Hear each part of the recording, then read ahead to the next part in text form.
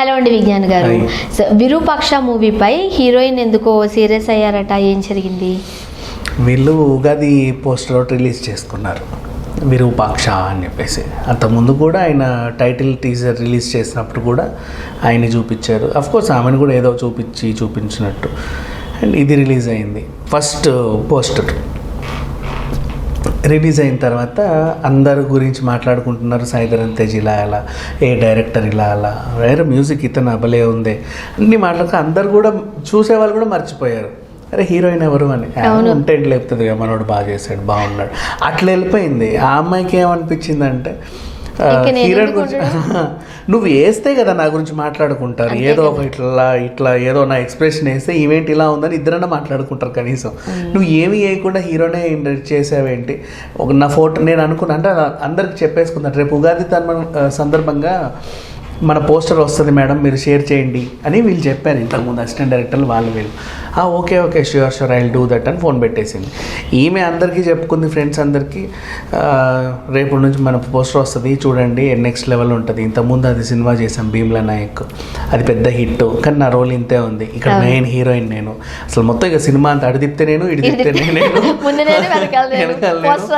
కనీసం సార్ సినిమాలో అన్న అంత చేశాను, కానీ ఇక్కడ మొత్తం అసలు ఆ విరూపాక్షలో కూడా ఆయన ఉండడేమో, నేనే ఉంటాను ఆ లెవెల్లో చెప్పేసుకుంది. ఫ్రెండ్స్ అందరికి ఉంటుంది కదా క్యూరియాసిటీ, ఆ లెవెల్లో చెప్పేసుకొని షేర్ చేస్తారు. రాగానే మీరు నాకు షేర్ చేయండి అని అంటే వాళ్ళే ఈమె కంటే ముందు షేర్ చేసి ఏంటి మోహన్ ఎక్కడ ఉన్నావు నువ్వు అని చెప్పి ఫ్రెండ్స్ అడిగేసరికి ఇదేనా రిలీజ్ అయింది, ఇది కాదేమి ఇంకోటి ఉంటుంది చూడండి అంటే, లేదు ఇదే వాళ్ళు రిలీజ్ చేసింది. ఈమె కూడా అదే ట్విట్టర్ వేదిక మీదనే అందరికి పెట్టేసింది, ఆ యూనిట్ మెంబర్స్ ట్యాగ్ చేసి ఎక్స్పెక్ట్ చేశాను, చాలా ఆశగా ఎదురు చూశాను, మీరు చాలా డిసప్పాయింట్ చేశాను ట్విట్టర్లో పెట్టేసింది. అందరూ దాన్ని రీట్వీట్లు చేసి షేర్లు చేసరికి పెద్ద దుమారం రేగింది. సరే ఏదేమైనా ఇప్పుడు ఈ వ్యవహారం పక్కన పెట్టుకుంటే ఇప్పుడు మనం మాట్లాడుకుందాం. ఇది ఒక పబ్లిసిటీ స్టంట్ అవ్వచ్చా? కాకపోతే కొత్తగా వచ్చింది అమ్మాయి, గట్టిగా మాట్లాడితే ఉంటామా ఊడతామనే భయం ఉండదు అంటే. మరి సార్ సినిమా హిట్ అయింది కదా, అక్కడిది కదా ఎక్కడైనా. సో ఇక్కడ కూడా మరి ధనుష్తో చేసేది కాబట్టి కొంచెం ఆ ధైర్యం ఉంటుందేమో.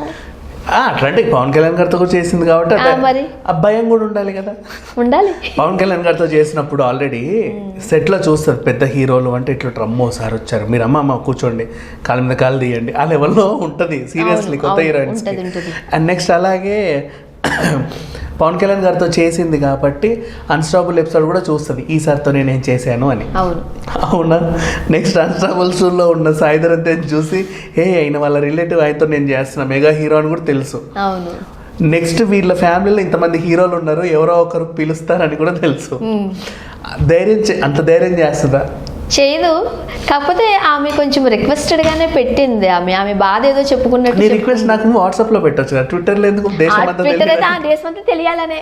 అదే ఇక దేశమంతా తెలియాలి అంటే అది నేను అనుకుంటున్నా. అంటే లైక్ ఇప్పుడు అమ్మో ఈమెకి ఇప్పుడే పోస్టర్కే ఇట్లా అడిగింది, రేపు టీజర్లో నేను ఇంతే ఉన్నానని, ట్రైలర్లో నేను ఇంతే ఉన్నాను, సినిమాలో కూడా నేను ఇంతే ఉన్నానని చెప్పి గొంతులేస్తుందేమో, ఎందుకు వచ్చిన గొడవ, ఈ పిల్లని పక్కన పెట్టామని ఇండస్ట్రీ అనుకునే ఛాన్సెస్ ఉంది. ఆల్రెడీ ఆమె అంతే ఉంది, భీమ్లా నాయక్లో కూడా పెద్ద అంతేం లేదు, రైట్?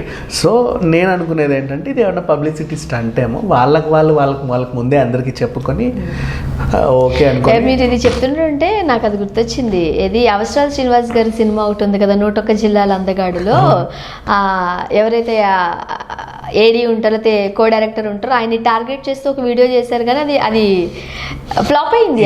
ఆ సినిమా పోస్టరే ఎక్కలేదు యాక్చువల్ 101 జిల్లాల అందగాడు. ఫస్ట్ 101 జిల్లాల ఎట్లా రకరకాలుగా రాసి మొత్తానికి అందగాడు కూడా సరిగ్గా అర్థం కాల జనాలకి. అవును, ఆ విగ్గి తీపిచ్చేసి అదంతా ముందే అందరికీ చెప్పేసినట్లు అది ఒక స్టంట్ చేశారు, గుర్తుందా? చేశారు. ఈ స్టంట్లన్నీ కూడా మా సరిగ్గా రావడం, ఈవెన్ జబర్దస్త్ స్టేజ్ మీద చేసే ఆ స్టంట్లే పేలట్లా. మొన్న విశ్వసేన్ కూడా పాపం అదే రచ్ అయింది. సో అట్లా అనుకొని ఇదేదో కొంచెం వెరైటీగా ఉందని ట్రై చేశారేమో అని చెప్పి నేను అనుకుంటున్నా just basically. But I don't know how far it is true. ఎందుకంటే ఏ కోణంలో ఆలోచించినా ఆ పిల్లల్ని అంత ధైర్యం చేసి మెగా హీరో. కానీ మీరు అన్న పాయింట్కి వస్తే ఒకవేళ నిజంగానే ఇది పబ్లిసిటీ స్టంట్ అనుకోండి, మరి సారీ ఎందుకు చెప్తుంది టీం? అదే పబ్లిసిటీ స్టంట్ అంటున్నా. టీమ్ సారీ చెప్పకపోతే మెగా ఫ్యాన్స్ వేసుకోరు, ఓహో. బతకనిస్తారా పిల్లని? మామూలుగా చెప్తున్నా. ఏమి నీతో మా హీరో చేయడమే ఎక్కువ అంటే ఎక్కువ అసలు నీ ముఖానికి మా హీరో ఎక్కువ అంటారా? అంటారు. అది పాపం ఉంటుంది మా కదా. పిల్ల ముఖం బానే ఉంది. బాగానే ఉంది సంయుక్త, షీఈ్ వెరీ గుడ్. బట్ ఏదేమైనా ఇదొక పబ్లిసిటీ అంటే యూనిట్ వాళ్ళు కూడా సారీ చెప్పారని చెప్పేసి, తర్వాత ఇన్ కేస్ ఒకవేళ గొడవలు ఎక్కువ అయ్యేదన్న అయితే వాళ్ళు లేదండి ఇది ఊరికి స్టంట్ హీ అని చెప్పుకుంటారు, లేదా April 1st కూడా చెప్పుకోవచ్చు. ఏదేమైనప్పటికీ నేను నా పర్సనల్ ఒపీనియన్ చెప్తాను, నాకైతే నమ్మకం లేదు. ఎందుకంటే ధైర్యం చేయదు.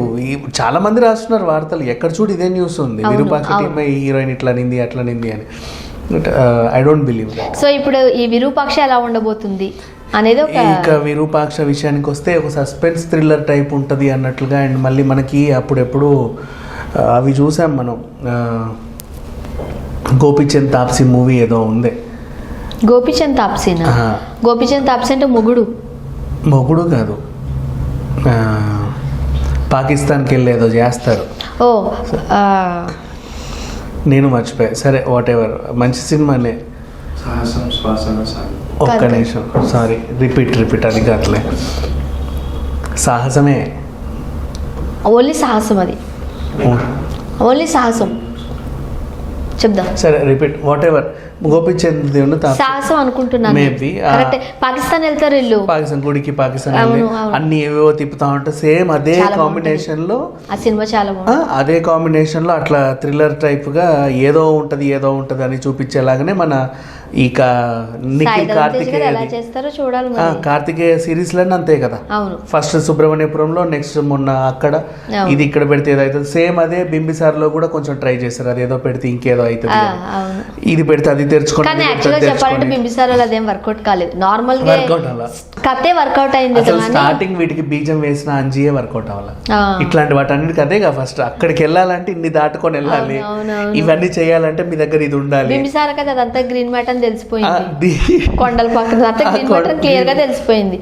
బట్ కథ వల్ల అది వచ్చేస్తుంది, కానీ అదేం వర్కౌట్ అవ్వలేదు. బట్ మీరు అన్నట్టు గోపీచంద్ తాప్సీ మాత్రం చాలా బాగా వర్కౌట్, అది చాలా బాగుంటది. సాహసం మూవీ నిజంగానే ఆ మిషన్ లో పెట్టినట్టు, ఆ హంస వచ్చినట్టు, ఆ కన్నులు అవంతా ఉన్నట్టు చాలా బాగుంది. వాటర్ మొత్తం పైకి వెళ్ళడం, కిందకి వెళ్ళడం, అది very good movie. So I appreciate that. ఆ విషయంలో చూసుకుంటే ఇట్లా ఇన్ని రకాలుగా ఇవన్నీ ఉన్నాయి కదా. ఇప్పుడు దాంట్లో కూడా వాళ్ళ నెమలిని పెట్టడం, ఈ నిఖిల్ సినిమాలో కూడా ఇన్ని చూసాం మనం ఆల్రెడీ. ఈ జోనర్లోనే ఉంటుంది అన్నట్లుగా మనకు అనిపించింది.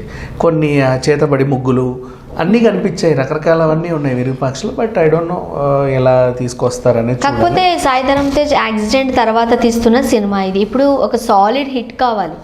సో మరి ఇలాంటి కథతో వస్తే మరి ఎలా ఉంటాడు అనేది చూడాలి. అండ్ ఇంకొకటి యాక్చువల్లీ చాలా మంది ఏమనుకున్నారంటే ఒక సెటిల్డ్ పర్ఫార్మెన్స్ ఉండే సినిమాతో వస్తారేమో యాక్సిడెంట్ తర్వాత. అంటే కొంచెం బ్రేకర్స్ ఇవన్నీ ఉన్నాయి కదా అనుకున్నాం. జస్ట్ అంటే ఇప్పుడు క్లాస్గా మహేష్ బాబు చేసే మూవీస్ ఉంటాయి కదా, ఆ టైప్లో ఏదైనా చేస్తారేమో అనుకుంటే, ఈ మూవీ అంటే ఇంకా ఖచ్చితంగా అడ్వెంచర్స్ చేయాలి, దూరాలి, ఏవేవో చేయాలి. లేదా ఈయన వేరే వాళ్ళతో చేయిస్తూ కూడా క్లాస్ కథను నడిపిస్తూ వెనకాల ఉంటాడేమో మనకు తెలియదు. బట్ జనరల్గా చేసేవన్నీ డూప్సే కాబట్టి చూడాలి మరి ఎలా ఉండబోతుంది, ఏం జరగబోతుంది. Thank you so much.